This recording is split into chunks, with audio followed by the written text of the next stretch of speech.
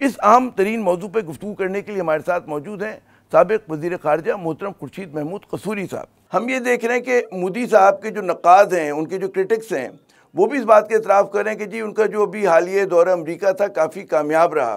क्योंकि जो कुछ अमेरिका ने उनको ऑफ़र किया है, मतलब F-35 से लेकर अगर आप बात करें तो आर्टिफिशियल इंटेलिजेंस की बात करें, दिफाई मुआहदे, सिविल न्यूक्लियर टेक्नोलॉजी, पाकिस्तान पे क्या असरात होंगे इसके? देखिए, पहली बात तो यह है कि हर दौरे को देखने के मुख्तलिफ तरीके होते हैं, मुख्तलिफ रीड आउट्स होते हैं। अमेरिका का रीड आउट है, इंडिया क्या है, इस पर जो कई किस्म के तबसरे हो चुके हैं अभी तक, जो आपने बात की है। एक तो उसमें यह है कि मोदी साहब की जो ख्वाहिशात थी उसके बरक्स ट्रंप साहब ने उनको कट डाउन किया है। बस 2-3 उसमें इंसिडेंट्स ऐसे हुए हैं जो काफ़ी जो हैरत अंगेज़ हैं। एक कि किसी ने उनसे पूछा कि प्राइम मिनिस्टर मोदी का क्या रोल हो सकता है यूक्रेन में, तो उन्होंने बिल्कुल उसको इग्नोर कर दिया और कहा कि चीन का बड़ा रोल हो सकता है। दूसरी चीज़ यह है कि अब अमेरिका का ग्रीवेंस है हिंदुस्तान के ख़िलाफ़ कि आप हमें जो हमारा ट्रेड बैलेंस है बहुत ज़्यादा है और आपको हमसे ख़रीदना पड़ेगा, तेल भी और गैस भी, और जो आपकी डिफेंस इक्विपमेंट है जो आप रूस से लेते हैं हमसे लें। अब उसके अंदर F-35 के उन्होंने वादा किया, मुझे नहीं पता उसकी कीमत कितनी है और मुझे ये भी नहीं पता कि डिलीवरी कब होगी, लेकिन पॉइंट स्टिल रिमेन्स वैलिड, जिस पे पाकिस्तान का एतराज़ भी वैलिड है कि इस एरिया का जो बैलेंस है वो डिस्टर्ब होगा। तो इस पे हमें सही फॉरेन ऑफिस ने प्रोटेस्ट किया है, लेकिन सिर्फ पाकिस्तान ने नहीं किया, चीन ने भी प्रोटेस्ट किया है कि उनको अननेसेसरीली इसमें ड्रैग किया गया है। और उन्होंने भी जिन लाइन से पाकिस्तान ने किया है उस पर भी किया और उससे बढ़ के भी किया है कि साउथ चाइना सी में उनको ले जाने की कोशिश की जा रही है, और आपकी बायलैटरल रिलेशनशिप है तो चाइना को बीच में क्यों ला रहे हैं। तो इस पर कई एतराज़ात भी हो रहे हैं। हम पे जहाँ तक मसला है जी, वो ये है कि पाकिस्तान जब से अफ़गानिस्तान से ट्रुप्स निकले हैं अमेरिका के, वो एक फंडामेंटल रीथिंक हुई है। और उसकी दूसरी उससे भी बड़ा वजह यह है कि चीन को जैसे जैसे एक थ्रेट परसेप्शन के तौर पे देखा जा रहा है, उसमें वो सारी बाकी उनकी प्रायोरिटीज़ पीछे जा रही हैं। उसमें उनका हलीफ हिंदुस्तान है, पाकिस्तान तो हो भी नहीं सकता हलीफ उसका, ना पब्लिक ओपिनियन ये चाहेगी कि पाकिस्तान एक ऐसी कॉन्टेस्टेशन में, जो कि वैसे भी फ्रेंकली चाइना ने तो नहीं इसको इनिशिएट किया, चाइना तो एक उभरती हुई पावर है, एक ग्लोबल साउथ की पावर थी until a few years ago. जी आप दुरुस्त फरमा रहे हैं। मैं ख़ता कलामी यूँ करूँगा कि आपने बिल्कुल सही कहा कि जो स्ट्रेटेजिक पार्टनरशिप है वो खैर वो आज की ट्रंप के ज़माने की तो नहीं है, वो तो बुश जूनियर के ज़माने से उसके ऊपर जो है मतलब काम शुरू हो गया था, जब पाकिस्तान वॉर ऑन टेरर में उनका साथी हुआ करता तो, और आप गालिबन वज़ीर ख़ारजा थे, ये तो उस दौर की बात है। लेकिन ज़ाहिर है कि वो चीज़ जो है मज़ीद क़ुर्बतें बढ़ रही हैं। लेकिन पाकिस्तान के हवाले से लोग कह रहे हैं कि जो एक बहुत बड़ा मतलब है कि एक जो सरप्राइज़ एलिमेंट था, एक जो मुंबई हमले में एक मुबैना तौर पर मुलविस शख्स था, उसको हवाले करने का जो फैसला हुआ है राना ताहवर का, उस पर आपके ख्याल में जो लोग कह रहे हैं कि ये भारत को एक प्रोपेगेंडा टूल मिल जाएगा पाकिस्तान के खिलाफ इस्तेमाल करने का, और तो क्या इसको किस नज़र से देख रहे हैं, ये जो डेवलपमेंट हुई है? वरना माजी में ऐसा नहीं हुआ था, पहले मुंबई हमले हुए, ये आदमी गिरफ्तार थे एक अरसे से, ये जो डेवलपमेंट है इसको आप इसमें एक फ़र्क है। पहले हेडले का जो था, स्टीफन हेडले का, उसको शायद उसको हैंड ओवर उन्होंने नहीं किया था, हालांकि एक्सेस मेरा ख्याल है दे दी थी उसको, और उस एविडेंस को from what I recollect use भी किया गया था हिंदुस्तानी कोर्ट्स में। आप ये सही कह रहे हैं कि this is one step forward, और इसको इसी नतीजे से देखा जा सकता है कि वो साबित करना चाह रहे हैं कि वो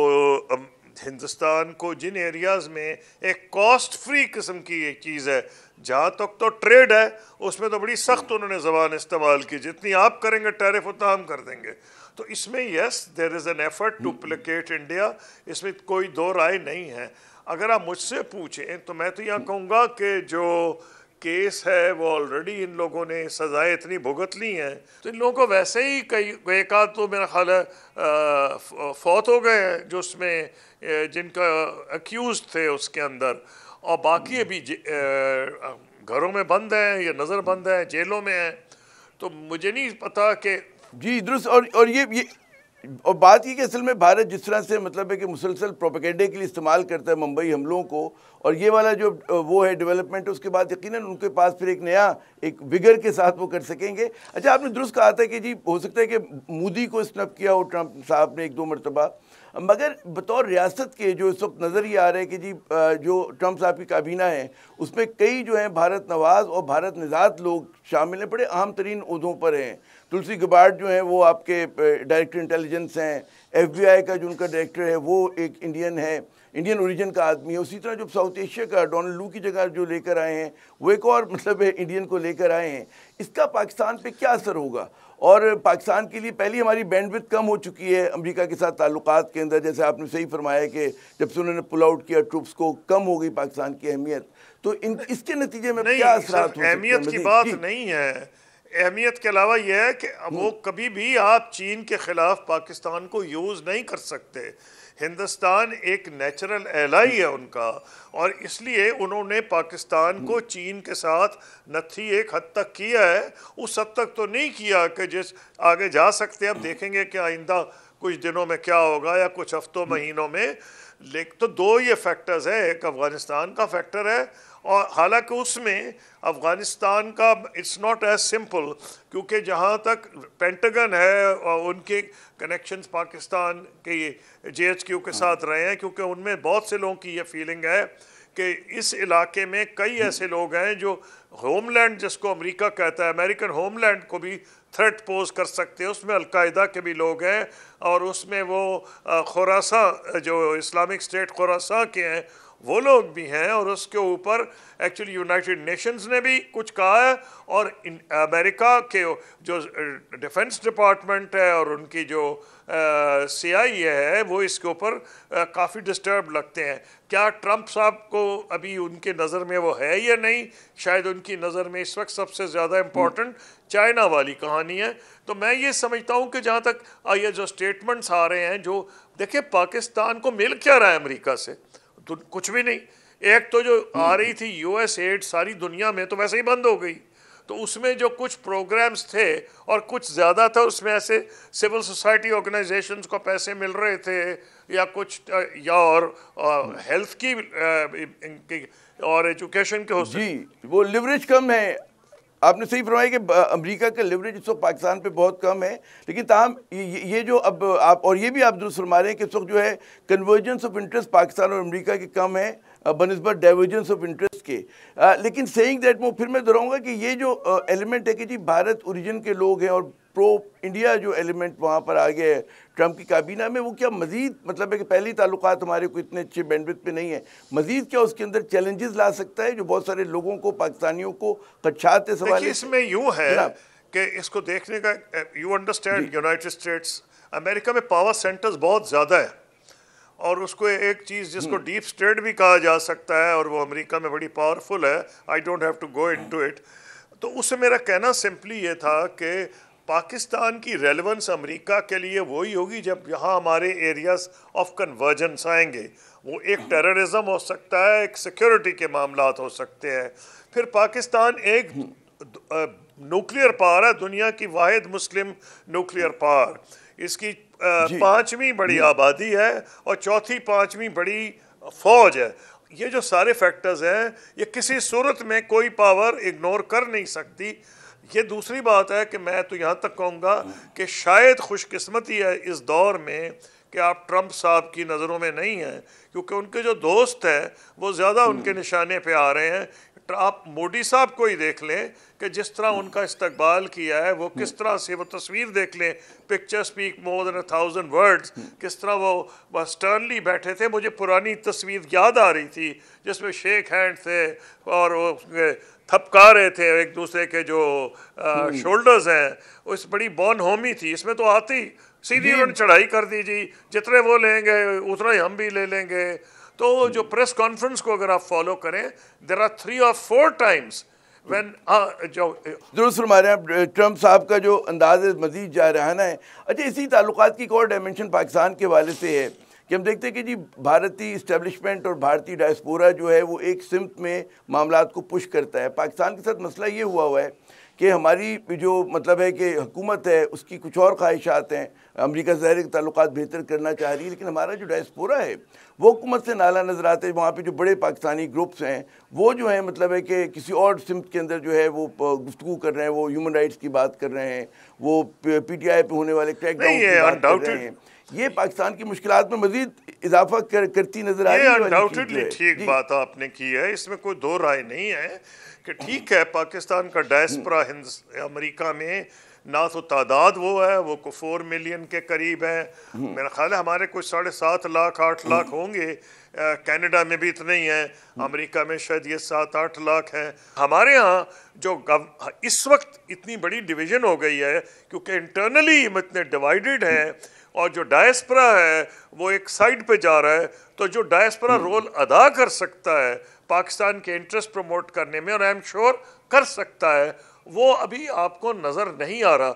उम्मीद है कि इसमें कोई चेंज आएगी, जैसे हमारे मुल्क के अंदर इस्तेहकाम आएगा। I don't want to go into details because ये फॉरेन पॉलिसी के ऊपर इंटरव्यू है, तो मैं ये समझता हूँ उसमें तब्दीली आएगी क्योंकि जो Indian Pakistani diaspora definitely disturb होगा इस बात पे, जो आपने अभी सही पॉइंट आउट किया है कि कितनी की पोजीशंस में उन्होंने इंडियंस को फिट किया है। इसमें तो कोई दो राय है नहीं कि प्रो इंडिया प्रो इजराइल, इस जितनी ज़्यादा ये एडमिनिस्ट्रेशन है शायद ही कोई थी, लेकिन मैं आई सेड टू यू कि इंडिया के अमेरिका की अपनी डीप स्टेट है, उनके अपने इंटरेस्ट हैं, उनका पेंटागन है, लेट्स सी हाउ। अच्छा, एक वो हमारे सेगमेंट का वक्त ख़त्म हो रहा है, मुझे एक और बहुत ही अहम चीज़, जैसे हम देख रहे हैं उनके एक कांग्रेसमैन जो है कोई डेमोक्रेसी एक्ट पाकिस्तान के हवाले से लाने की बात कर रहा है, और वो ये उनका इरादा है कि जी जो पाकिस्तानी इस वक्त लोग जो हैं हुकूमत में हैं जो कि बकौल उनके मुबैना तौर पे ह्यूमन राइट्स वायलेशन में मुलव्वस है, उनके खिलाफ एक एक्ट लाया जाए। इसी तरह के एक एक्ट पुराना मैकेंसी एक्ट जो है वो बहुत पुराना है, वो इसी नौयत का था, वो तो खैर रूस के खिलाफ आया था, फिर उसका दायरे कार बढ़ा दिया गया था। आपके ख्याल में ये इशू वो लोग लिवरेज कर सकते हैं जो पाकिस्तान मुखालिफ लॉबी है कि in the name of human rights, in the name of democracy, वो पाकिस्तान की जो हुकूमत है या पाकिस्तान के जो मफादात हैं उसको निशाना बनाने की कोशिश करेगी? नहीं, मेरे ख्याल में जो आपकी पहली बात है उसमें बहुत वजन है पाकिस्तानी डायस्पोरा के बारे में, है कि वो for Pakistan internal political reasons वो डिस्टर्ब्ड हैं और वो पाकिस्तान के केस को उस तरह नहीं सपोर्ट करे जैसे कि वो करते जिस तरह इंडियन डायस्पोरा। ये जो दूसरी डेमोक्रेसी की बात है वो तो ट्रंप एडमिनिस्ट्रेशन में छोड़ ही दे तो अच्छा है, डेमोक्रेसी की वहाँ बात कौन कर रहा है उसकी को, वहाँ तो जो उन्होंने प्रपोजल दिए हैं गजा में जो और तो और यूरोपियन नहीं, मैं ये कह रहा हूँ उनका कंट्रडिक्शन अपनी जगह ज़ाहिर है कि गजा के हवाले से, लेकिन they can use it as a pretext कि पाकिस्तान को हाउंड करने के लिए। वो बेशक वो इजराइल के ह्यूमन राइट वायलेशन इग्नोर कर सकते हैं लेकिन पाकिस्तान के नहीं कर सकते। तो मेरा जवाब यह है कि चीज़ उसमें वजन होती है, यूज़ हो कि अगर वो ये समझें कि वाक़यातन ये एक बात किसी कन्विक्शन से की जा रही है, और मोदी साहब ने जो इंतज़ाम कर दिया ह्यूमन राइट्स का, जो वो इग्नोर किया जा रहा है, तो ये चीज़ यूज़ होना पाकिस्तान की तो पाकिस्तान के खिलाफ ट्रांसपेरेंट नजर आएगी। वजन इसका नहीं है, वजन दूसरी चीजों का है जो आपने पहले